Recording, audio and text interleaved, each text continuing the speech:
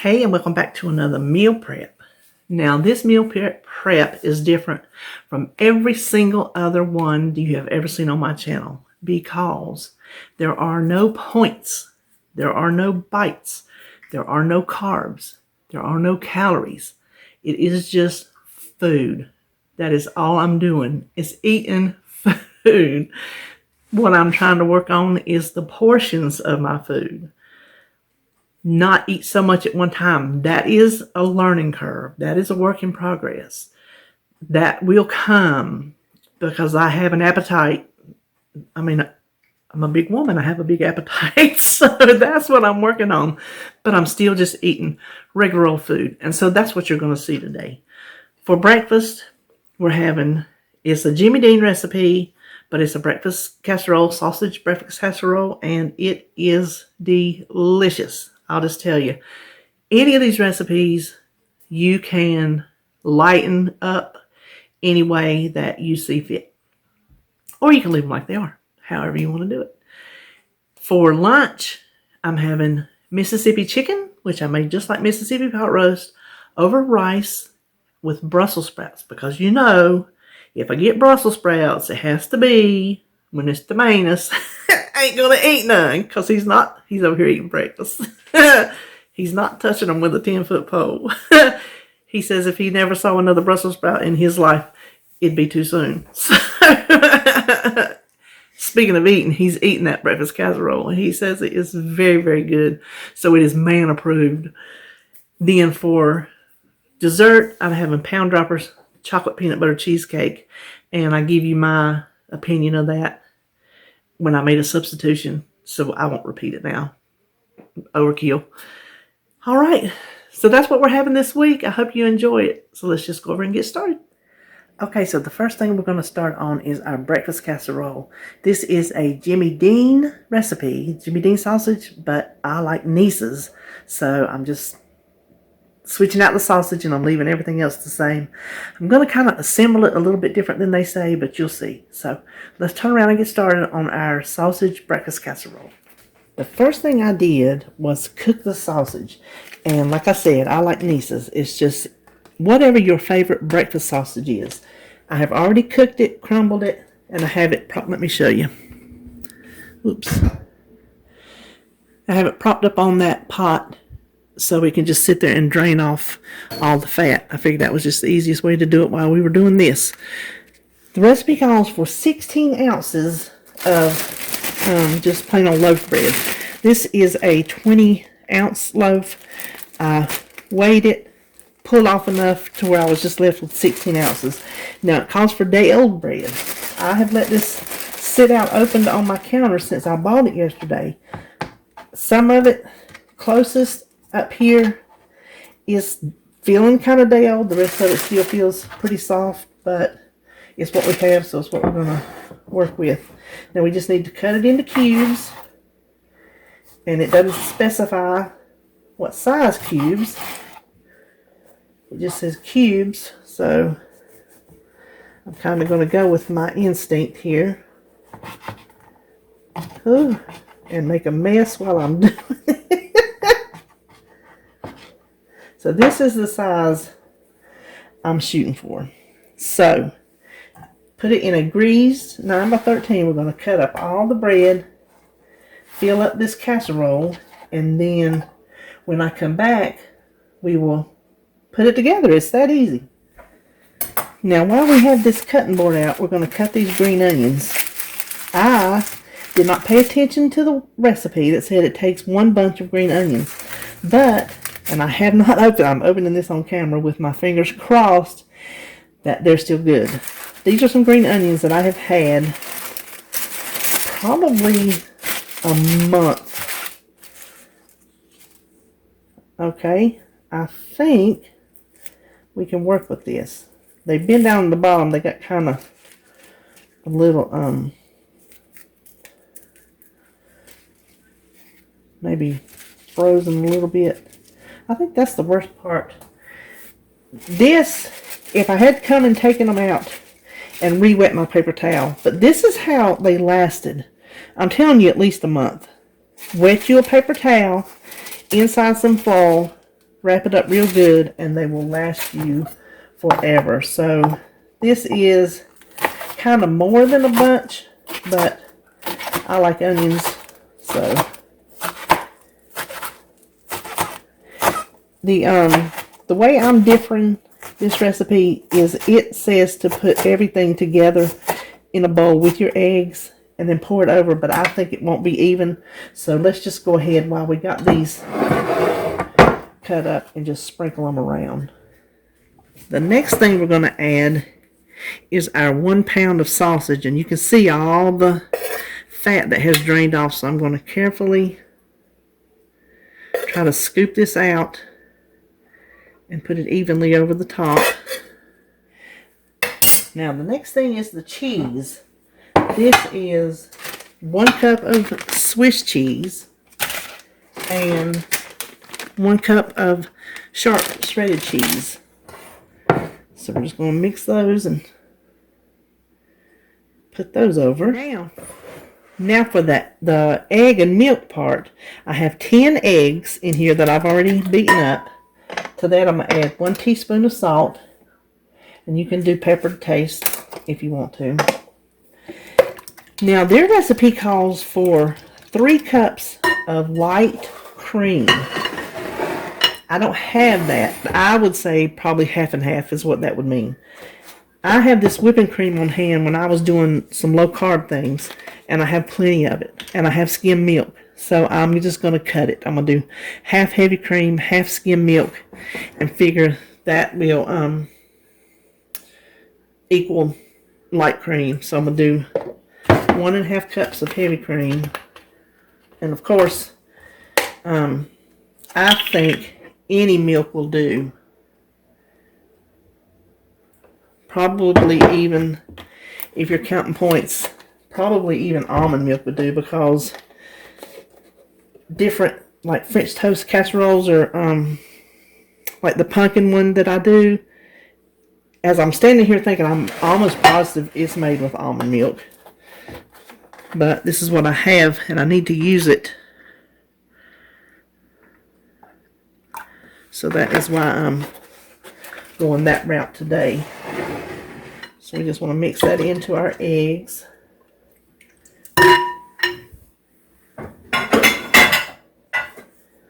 Get you a big bowl. Now we just need to pour this over top of our bread and our sausage and our cheese. Oh, that just sit right there. We're going to use it to smush this all down in there. What I tell you, everybody in the pool.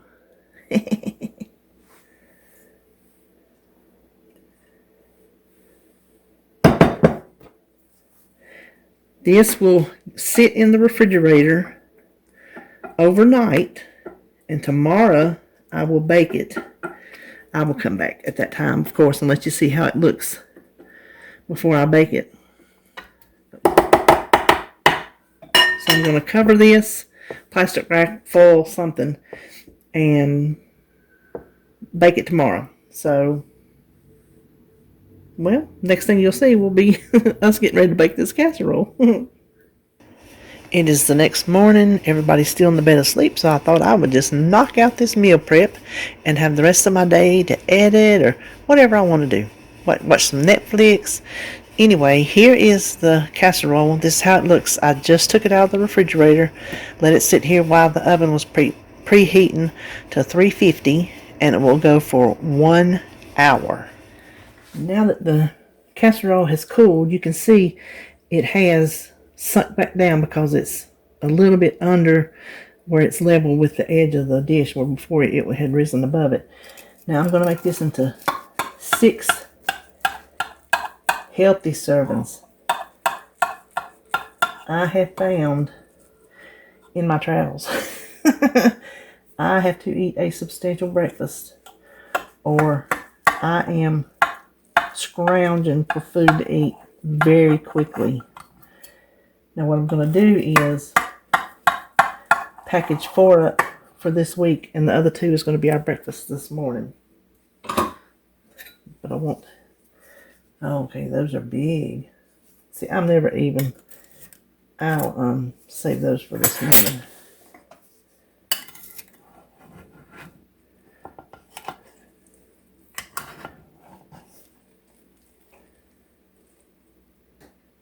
Oh, look at there.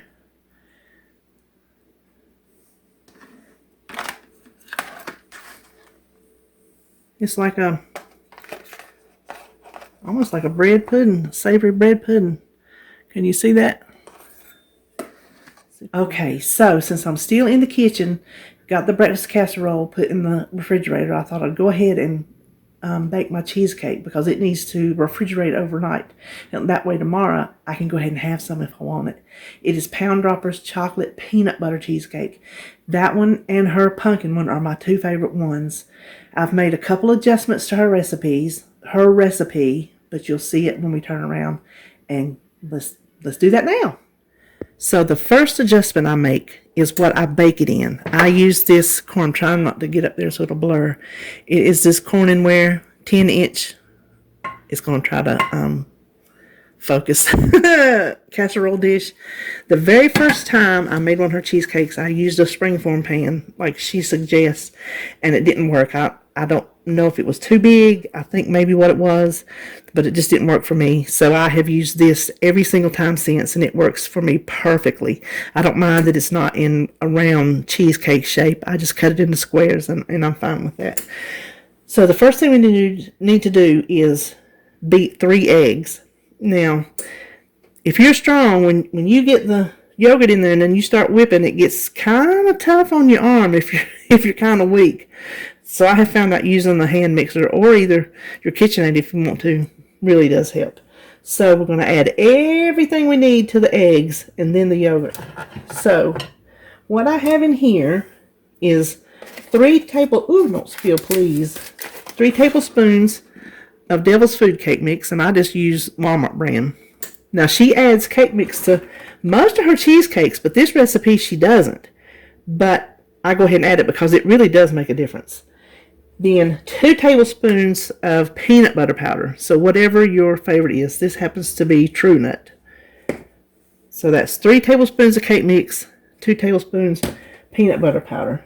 Then 1 whole box of the sugar-free chocolate fudge pudding mix. I went ahead and opened that up because it's kind of aggravating to do on camera. 3 tablespoons of your favorite sugar substitute sweetener. This is the Kanto monk fruit.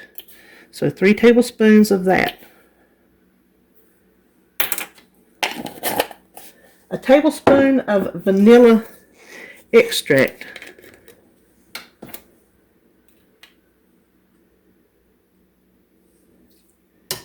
And then this is something she doesn't use. I add it. I have it, and I don't really use it for anything else. It's sugar-free chocolate syrup, the Torani, which Torani is my favorite brand.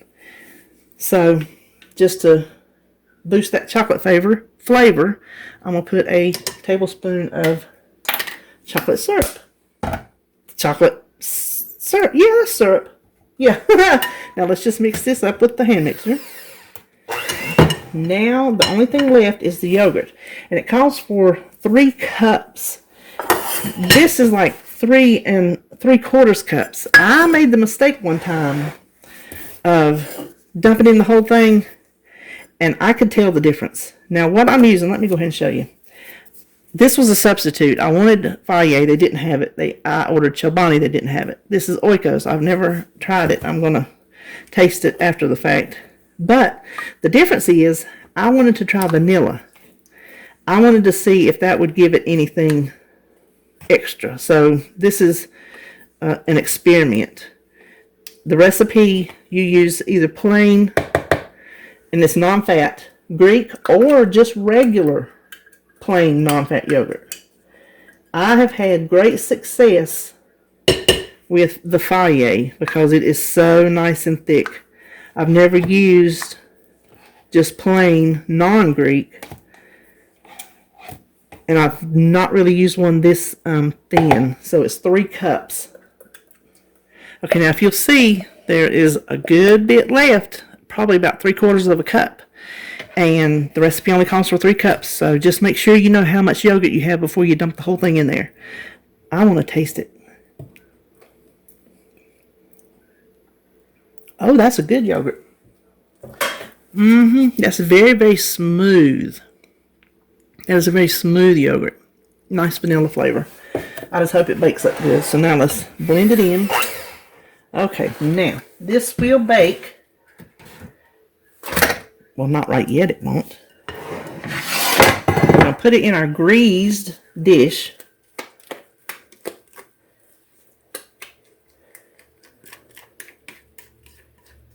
Oh, it smells so good. Now, this will bake at 350 for 30 minutes. And knock on wood, 30 minutes is the magic number. I take it out 30 minutes regardless of what I think it might look like. And it has turned out right every single time. Let me lick that off. Taste test it. Hold on. Okay, 30 minutes. When it comes out, I'll show you what it looks like. So what you see here is fresh out of the oven. See how it puffed up and it's jiggly? That's fine, because as it sits in the refrigerator overnight, it will sink down and get to its proper texture, consistency. After about 15 or 20 minutes, when this is enough to touch, I will cover it and, like I said, keep it in the fridge overnight. So the next time you see it, it will be ready to eat. Here is the cheesecake after it sat in the refrigerator overnight. Now when it baked, it did get a crack on top, but those don't bother me. I normally cut these into 9 pieces, and I just want to, and I never get them even. I just want to show you, in case you're new to 2-pound dropper cheesecakes, I wanted to show you the texture. And also I want to taste it. There. See that texture? It's I don't know how to describe it. It's a nice texture. It's very creamy. I guess that's how you say. It's very creamy. Now, I want to taste it because I use that vanilla pudding instead of the plain, and I want to see how it affected the flavor. Okay, my honest opinion is don't do it. It's too sweet. Hard to believe you could say something sugar-free is too sweet, but it's too sweet. I'll eat it because I made it, obviously. Maybe if I put some Cool Whip, like Ready Whip on it, that might help tone it down a little bit. Because, I mean, that's sweet, but it's not sweet. Don't use vanilla. Just use plain. Now, I will say, I don't know if that was Greek or not Greek. I can't remember right off the bat. But the creaminess of it, it didn't affect how the cheesecake set up. You can see that it set up really well. But my recommendation is just use plain, not vanilla. So that is that for the cheesecake. What I'll do is I'll just put the cover back on this and leave it in the fridge just like it is, and just scoop it out of the pan. I don't separate these out into containers. The next thing we're going to do is start on lunch. I'm going to make Mississippi Instant Pot Mississippi chicken. I make Mississippi pot roast. Never thought of chicken until somebody in my comments said they do it. I'm not sure exactly how they do it, but I'm just going to do it the same way I do my chuck roast, except I'm just using chicken breast. So let's turn around and get started on lunch.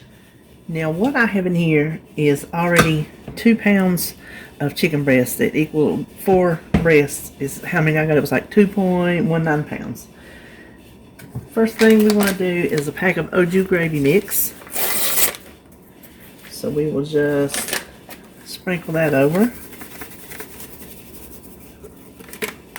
Then a packet of ranch dressing mix, but I buy it in bulk, so I'm going to use 3 tablespoons of ranch seasoning.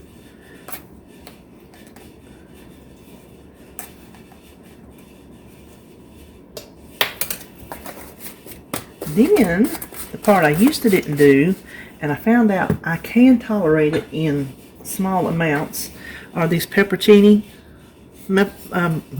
mushrooms, peppers.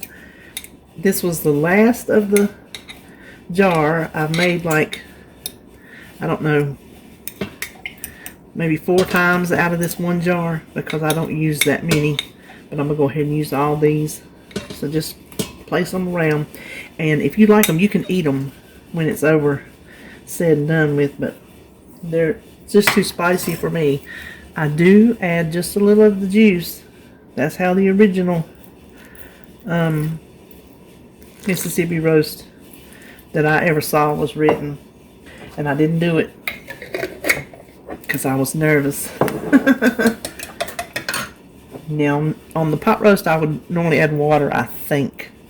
But I decided to go ahead and add chicken breast. I can't talk to y'all today. Chicken broth, which is just made with chicken bouillon powder. Teaspoon chicken bouillon powder to 1 cup of hot water and let it dissolve. And then pour it over the top because you don't want that dry seasoning on top of the chicken. You want it to be mixed down in there. So we're going to cover it. Please close that vent because I often don't. And then I always cook my raw chicken, thawed raw chicken, for 7 minutes. For my side dishes this week, I'm going to have rice and Brussels sprouts. This is just the Aldi Brussels sprouts that you steam in the bag. Easy. This is my little mini dash rice cooker. I have a video that shows how to cook rice and oatmeal, in white rice and brown rice and oatmeal in this, and I will link that in the cards above. I'll show you how to do it and tell you the times that it takes and the product, what it looks like. Anyway, it's an easy way to make rice and just forget about it. So for white rice, which I'm using jasmine rice, which is just the white rice, you have to use the little cup that comes with it. So 1 cup of this, rinsed off really good in my mesh strainer, to 1 1/4 cups of water. Put the lid on. I've already got it plugged in, and it automatically goes to warm when you plug it in. Put the button down on cook. When it's ready, it'll pop back up and go to warm. And I'm going to pop those Brussels sprouts in the microwave. And that's it for the side dishes. You could not get easier than this. So the chicken cooked 7 minutes. I let it sit here and naturally release for 10. And by the time I got over here to let the rest of the pressure out, it was completely done. So I'm just going to take these chicken breasts out.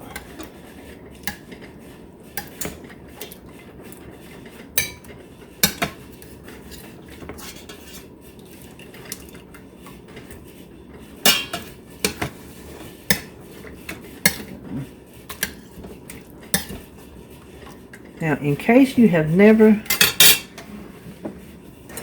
seen, let me see if you can see. Let's find out how to get you in this shot. There. In case you have never, I've done it before, other people have done it, but in case that you're new to it and you did not know you could shred your chicken with a hand mixer, I wanted to show you. So I'll just fast forward through this so you can see how easy it comes together.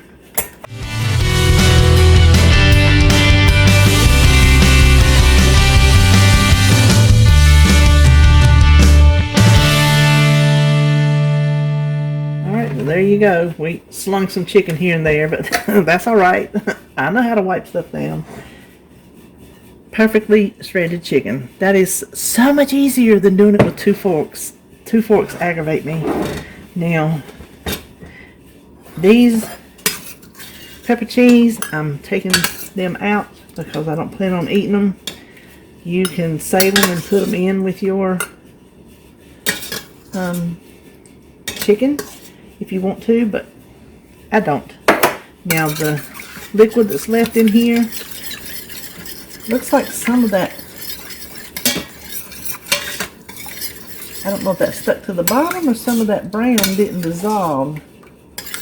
I think it'll be okay. Anyway, I'm going to add the chicken back to the juice because I'm going to serve this over rice, and I want it to have some juice to go down in on it.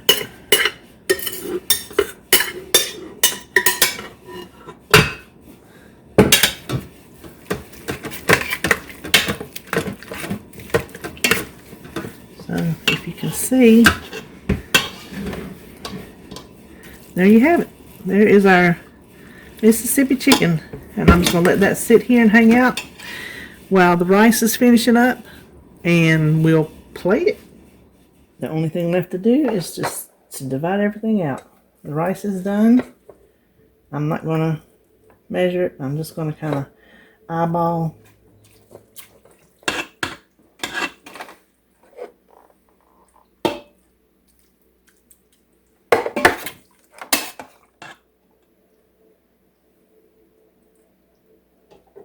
Now the rest of this will go in a dish in the fridge for David. And the Brussels sprouts I just salted and added a tablespoon of butter for the whole bag. Now let's take a look at what we're having for the week. This is our rice with Mississippi chicken and Brussels sprouts for lunch. Now if you'll notice, those really big pieces, I took part of them off. I'm going to say instead of 6 servings, this will make 8 servings because they are really big. Now I tasted it, and it does taste like kind of like a savory bread pudding. What I could taste, this is so hot. And then our pound dropper chocolate peanut butter cheesecake.